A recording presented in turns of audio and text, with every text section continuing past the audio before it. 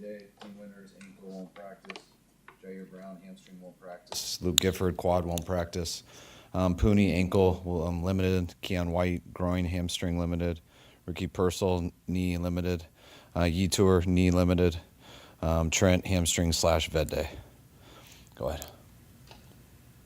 You said you were hoping this game would be on Sunday, but you thought it would be on Saturday. But if they were cool, they might have done it differently. When you heard it was definitely Saturday, what was your response? I kind of prepared for that mentally, so it is what it is. Ready to go. Did you know before they announced it last night, so you could start your daily planning? Yeah, we found out we were going Saturday after the game Sunday night, after New England won. We didn't find out the time till last night. You guys had a short week. You had a short week going into week 18 against this team. Are you doing anything differently this week in terms of rest, in terms of practice, in terms of going full speed in any of the practices that you didn't do? Different than that week, or just? That week. I mean, that week we didn't do one thing full speed because it was our third game in 13 days, so it wasn't just that short week. It was the 2 weeks before of short weeks also. So doing it this week, I mean, that's what we got to do today. Change the times up. Where we usually bring them in for about 7 hours a day. They're only in for about 3.5. We'll do all walkthrough, nothing full speed. We won't go against each other at all. And then we'll see how it goes. Let's see how guys feel and decide what we want to do tomorrow. Mac Jones said before the first Rams game that you were aware of the spread and it annoyed you because it was so lopsided. Are you currently aware that the Niners have the worst Super Bowl odds, and does that annoy you too? No, and I think Mac was just talking. I was just messing with him before the game. I actually I've never taken a spread personally.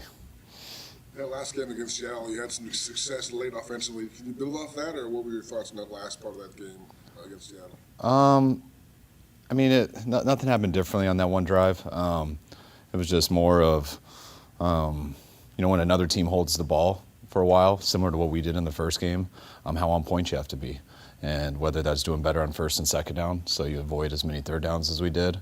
But if you don't do that, you got to do good on third down. And I think we converted like 1 third down in that game up till that point, and I think we got a field goal on that drive. But it's when a team holds the ball that long, if you're not doing the same by moving the chains well or playing at a high level on third down, that's usually how it's going to be. How impactful is it that you'll have Trent back for this, expectedly for this divisional round, as opposed to the earlier game, the last game of the season when he was out with the hamstring? Yes, I mean, it's obviously never easier when Trent's not out there. And it was a big challenge not having him out there that game, but I thought for the most part Austin stepped up really well. Was not at all the reason that game ended up the way it was.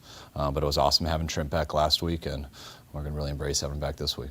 What is the players at all? Are they coming in late today, or? Yes, yeah. You got a feel for your staff, how you feel? Do you feel like still have the effects of the game, or you do feel tired right now, guys around you? I feel great. I feel showered, fresh. That's why I'm wearing my Crocs. Gonna brush my teeth here in a second and get going. I'm just joking. I did that early. I'm not like that, but no, it is what it is. You're like that this time of year. We kind of been in a hole for about 7 months, and once you get to the playoffs, it really doesn't matter. Everyone's into it. So whether they gave us 3 days, 1 day, 8 days, you always have your preferences for common sense reasons. But whenever you get dealt your hand, you're ready to roll. What time are they reporting players coming in today? They came in at 10. Yeah, they came in at 10. Playing a team twice so quickly just affect the game planning strategy heading into a game. How do you what? They affect the game planning when you're playing a team twice, but then back-to-back games for you. You'll see when you get to the game, but it's you definitely can't overthink it. But it's also at the same time kind of hard to overthink. Not anything has gone down since the last game. Well, they got to watch 70 or so plays of whatever we did versus Philly, but we get in late, whatever, and there's one game for us to watch, and that's the one that we all watched last week. So you only can watch that so much. We know each other very well. We played against each other a ton. The schemes, even last time we played, didn't change much on both sides as opposed to week one. So I think both teams got an idea of exactly what to expect. There's always wrinkles and timing and situational when you're going to see that stuff, but it kind of simplifies everything, which usually the playoffs as a whole are kind of that way too. There's already online talk between Nick Martin's cleared through, at least is able to come back now off IR. If it was, you gonna activate him or? No, he's still in the protocol. Yeah, still in protocol. There's already online talk about between your guys and Seahawks players. Would you say that's a positive or a negative thing when guys are kind of smack talking during the week online? Like them personally? Like one player already commented on Fred Warner's Instagram, the road ends to your brother, and there was stuff after week 18 with Kenneth Walker and Jason and Demo. Yeah, I think that's all like wrestling, I guess. Just fake entertainment. And if it distracts someone or gets them out of preparation or something, or they lose their emotions during the game and they make things personal or something, then of course. But I think everyone's just having fun. What was the call on the final play, on the final touchdown to CMC, and were there plays earlier in the game that you feel like set that play up or that chance? I mean, it's more of there's man-to-man routes all over. So, I mean, every out-breaking route you have, you want to end breaking route off of it. So there's a combination of, there's 5 guys who got out on the route. So I wouldn't say that play was exactly set up, but there was definitely routes that our players run throughout the game that are the opposite on that play. When did Garrett Wallow first pop up on your radar as a professional athlete, and what was your first impression of him? Mine was first day of practice when they told me we got a guy off Denver's practice squad, and I got to meet him in the special teams room before we went out there. It was cool to talk to him, asked him how Dre was doing, how Huff was doing, how DJ was doing.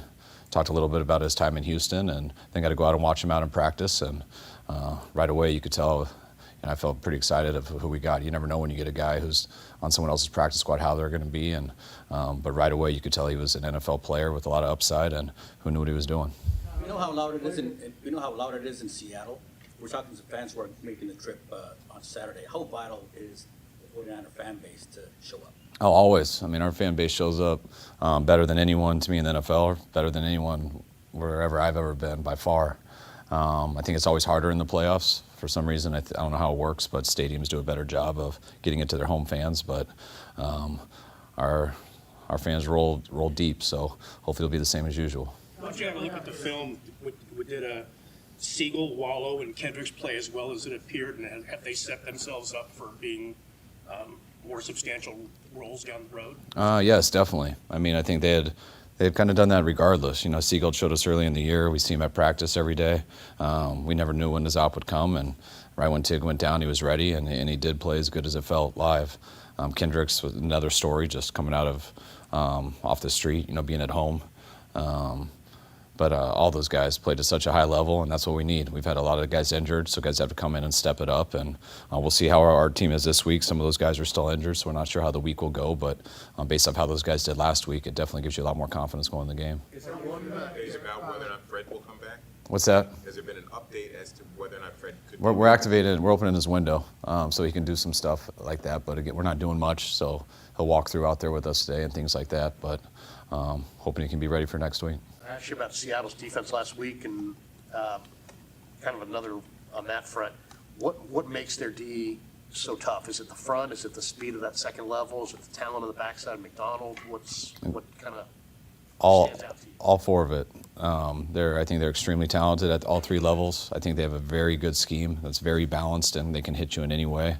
I think the personnel not only is talented for any scheme, but is perfectly talented for their scheme. And I think they've been playing with not the exact same group, but close to the same group for 2 straight years. And when you have a talented group with a very good scheme that's been playing together for 2 years, they get pretty good. Fred, he did have the post. He's ready whenever. Obviously, he's a player. He wants to play. But do you have to hold him back a little yourself, or how do you kind of approach a situation like this? Approach it by what doctors tell me. I mean, I'm like Fred. If he feels good and tells me he's good, I'm probably going to think he's good and trust him to get out there. But you can't always think with your heart and emotionally, and so you ask doctors where he's at, all the things that these guys have to pass, just protocols that we have in with just sprinting and jumping and things like that, and he's got to hit all those before we feel it's safe. What's he been like in the last couple of weeks? Has he been kind of coming up to you and trying to advocate to open the window, or has that been? No, that's not Fred's style totally. He does that by showing how hard he's working on the side and knows that we're watching. And so he knows he doesn't have to do that to me. As soon as he's ready. Obviously, it'll be 0 decision on my part. George will have surgery, and if he'll be able to be around at all in the next couple of weeks, just kind of. Yeah, he's supposed to. I believe he's supposed to have surgery tomorrow, so I think that would make it hard for this weekend. But we'll see after that. A lot of coaching turnover. Obviously, Kyle Tomlin stepped down today as well.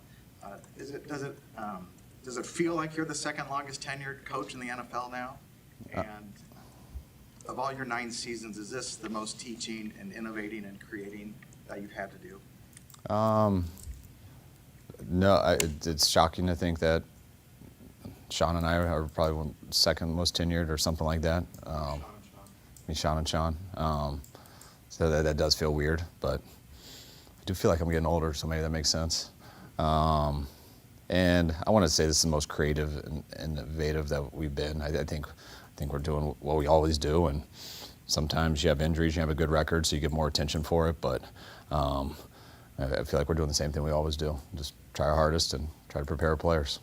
The long pass to Jennings after Kittle got injured, that's a throw Brock has made time and time again. It's an expert, but it looks hard. You got to fit it over the linebacker before the safety gets there.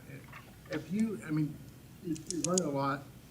If you had a quarterback that can make that throw better than Brock, and what does it take, from a quarterback to be able to do that? Yeah, there's some. Matt Ryan was pretty good at layering balls, but I'm not going to say anyone's better than Brock at it. That's probably one of Brock's best things. He can really drop it in a bucket.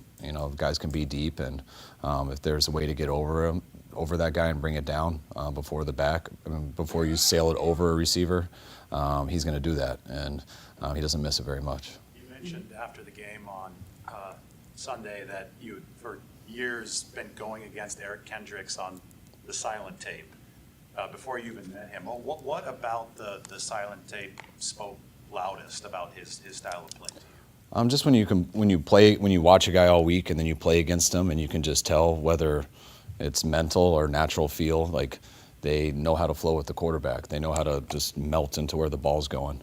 Fred Warner's as good as anyone at it. But that's why I brought up I wanted to hire someone like KJ Wright, who I didn't know, because I felt that way about him.